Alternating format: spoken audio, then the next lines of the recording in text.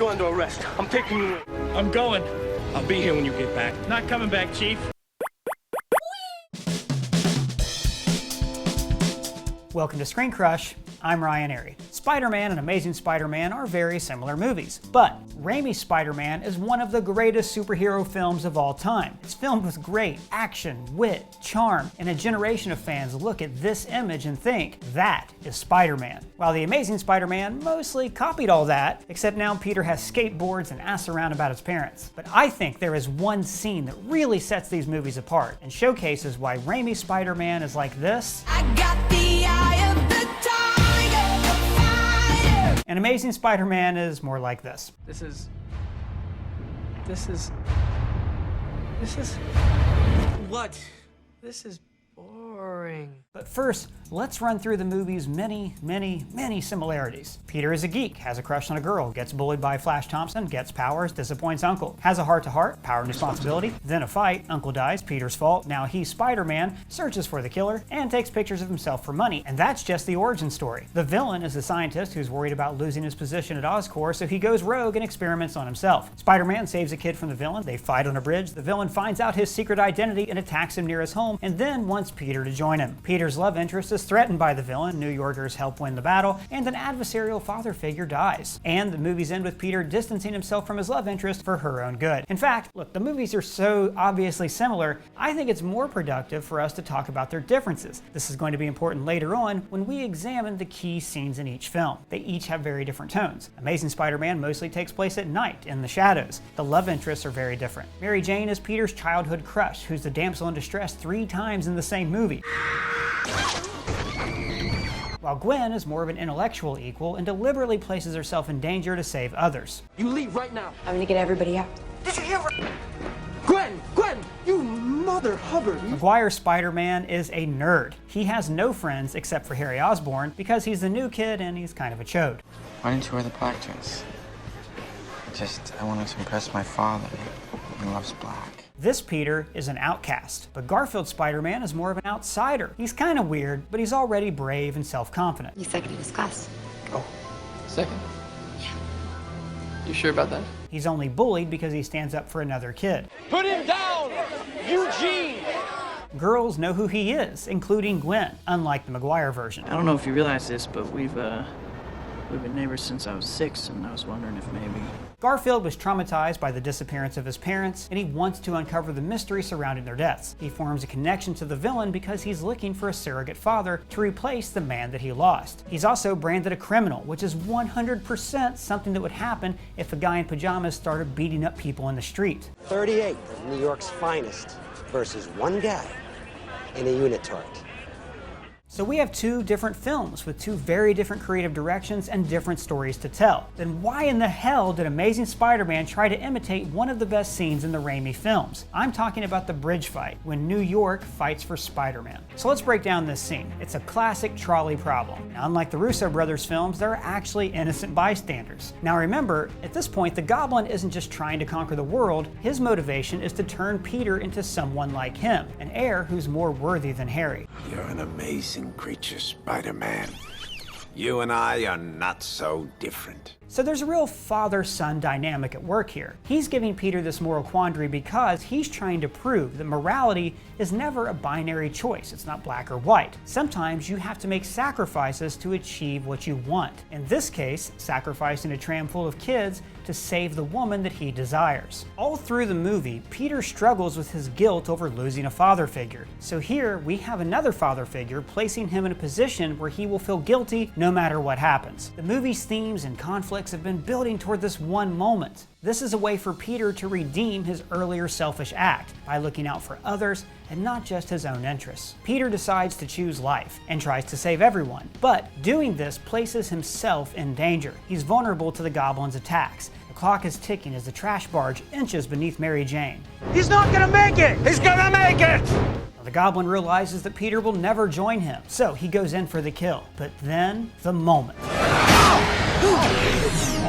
The the city of New York steps in to save Spider-Man's ass. Leave Spider-Man alone! You got a pick on a guy trying to save a bunch of kids? This moment is so joyous, so unexpected. More than any other hero, Spider-Man embodies New York. His ability to web sling was inspired by the city's skyscrapers, and New York has been a background character all through this movie, with interview segments, buskers, and fans. Guy with 8 hands.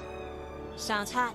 All through the movie, Peter has been the outcast, but not anymore. New York has his back, and these lines always get to me. You mess with Spidey, you mess with New York! You mess with one of us, you mess with all of us! This movie was released less than 1 year after 9/11, and this scene resonated with the heroism we saw in the aftermath. Ordinary people, police, firefighters, EMTs stepped up to make a difference in their city. This scene tapped into that unique moment and made us feel united. We were all New Yorkers. We all have Spider-Man's back. And with our help, Spider-Man saves Mary Jane and the kids, and Peter knows that he is not alone. It's a great scene. So now, let's look at this scene's imitator in The Amazing Spider-Man. Peter is trying to get to Oscorp because the lizard wants to turn the whole city into lizard people. Gwen is already at Oscorp brewing up the antidote, but the lizard is on his way. Ticking clock. But then, Peter is tased by the police and is captured by Captain Stacy. Now you'll remember earlier they had an argument over Spider-Man's role as a hero. I think he stands for what you stand for, sir.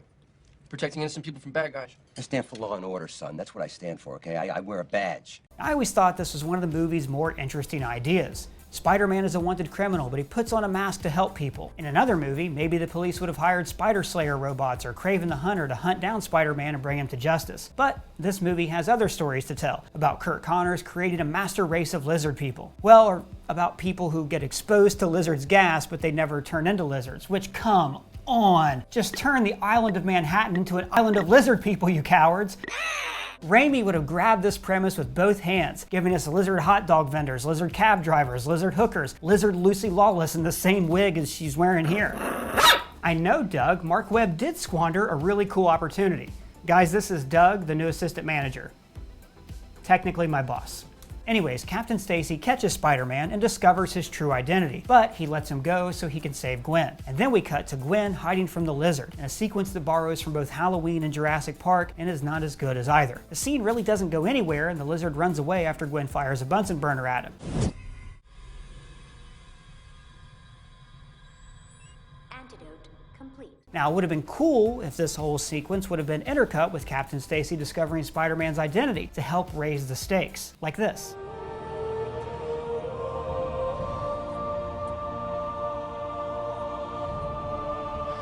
Pretty cool, right? But instead of that, George Stacy lets Peter go, and as he swings away, a road cop shoots his leg. But, and this is important, Spider-Man does not actually need to put weight on his legs to web sling. We'll need to know this for later. Oscorp Tower is far away. Peter, with his wounded leg, would have trouble doing the wall runs that we saw earlier. Then we cut to this construction foreman watching the news. Spider-Man appears to be heading towards Oscorp. Now, how did they know Spider-Man was going to Oscorp? Oh, yeah, because it's in the screenplay. They read it in the screenplay. The construction worker owes Spider-Man for saving his kid earlier, so the crane operators of New York City band together to help Spider-Man web sling to Oscorp. And they know he's going to Oscorp because the lady on the news said so, and she knows because it's in the screenplay. This is a narrative of very heavy-duty proportions.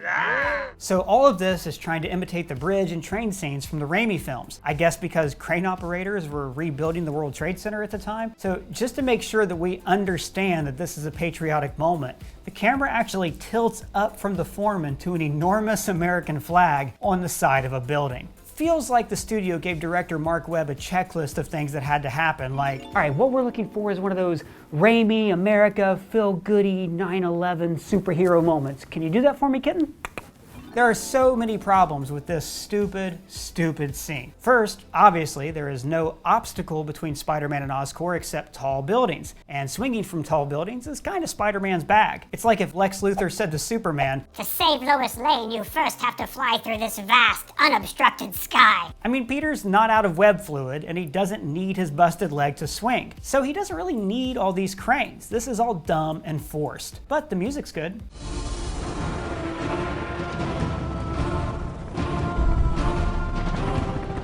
but also the crane operators are called together by a specific guy that Spider-Man helped earlier. Now in the Raimi film, Peter is saved by an upwelling of support from his fellow New Yorkers. In this movie, a guy is doing Spider-Man a solid for saving his kid. It kind of takes away from the selflessness of the moment. It's also hilarious how stoic these crane operators are. None of them are cheering on Spider-Man, giving him a thumbs up, or emoting at all. They're like poorly rendered NPCs. I'm the Flock's resident engineer. I've always been good with machines. Raimi would have had these guys flipping their shit, and one of them would probably have been played by Reginald VelJohnson. Plus, this is a different movie with different themes. This Peter didn't need to be told he was part of a team. Feeling like an outcast was never one of his defining traits. In the Raimi films, these New Yorker team-up scenes taught Peter lessons, especially in Spider-Man 2, where Peter walked away from that superhero life and had to relearn the meaning of sacrifice. But this scene doesn't teach Peter anything. It's not there to serve the greater theme of the movie, which is... Huh. Doug, I'll be right back. I'm gonna go take my break, okay?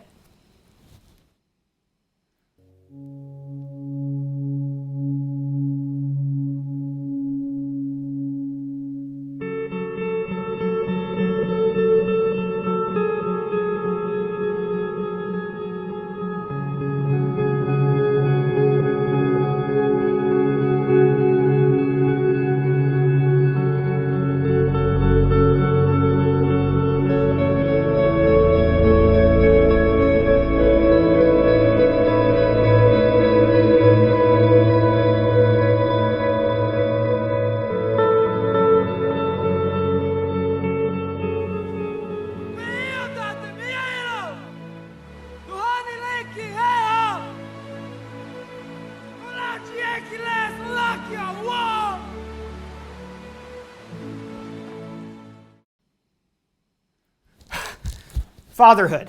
The theme is fatherhood. Thank you for letting me take a break. So, this scene is dumb, but there are a couple ways that it could easily be improved. One, Peter could just be out of web fluid. I mean, this is the first movie to introduce the idea of finite webbing, so it's weird that they didn't use it as a plot point here. Two, Peter was just fighting the lizard, so he could have crawled out of the sewers into a more remote location, like one of the outer boroughs or Liberty Island. Then he would need help getting to Midtown Manhattan. This sucks. Or three, since Peter just earned the trust of the police, why not hitch a ride with the cops? I mean, Captain Stacy was just riding around in a helicopter. It would have been way more in the spirit of the Raimi films, which ended with Peter swinging flanked by NYPD and FD choppers. Plus, Captain Stacy lending a helping hand would lend to the movie's overall theme of fatherhood. Now, I know this is a comic book movie, and it may seem like I'm nitpicking what's supposed to be an inspirational movie moment. But the problem is, when the movie's basic logistics don't work, when I can't buy the premise that Spider-Man is having trouble getting from here to there, then I can't get emotionally invested in the scene. It takes me out of the moment. It reminds me that I'm on my couch watching a movie. Whereas the Raimi films make us feel like we're on the Queensboro Bridge, helping Spider-Man defend our city from evil. Well guys, that's just what I think. If you have any thoughts, let me know in the comments below, because after all hail the algorithm. All hail. And if you're new here, please subscribe. For Screen Crush, I'm Ryan Airy. I'm doing it! Get off my